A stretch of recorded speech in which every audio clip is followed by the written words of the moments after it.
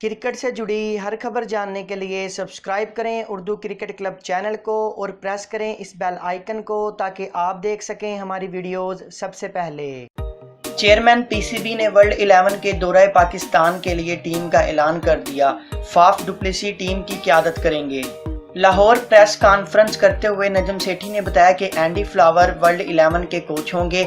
नजम सेठी का कहना था कि Hashim Amla, Samuel Badree, George Bailey, Collingwood team में शामिल हैं। इनके अलावा Grant Elliott, Tamim Iqbal, David Miller, Morne Morkel, Tim Paine, Thisara Perera, Imran Tahir, Darren Sammy भी वर्ल्ड 11 में शामिल होंगे। ये मैचेस सितंबर के दूसरे और तीसरे हफ्ते में खेले जाएंगे। नाजरीन, अगर आपको हमारी ये वीडियो पसंद आई तो इस वीडियो को लाइक ज़रूर करें, शेयर ज़रूर करें और इसी तरह की और वीडियोस हासिल करने के लिए आप हमारे चैनल उर्दू क्रिकेट क्लब को लाजमी सब्सक्राइब करें।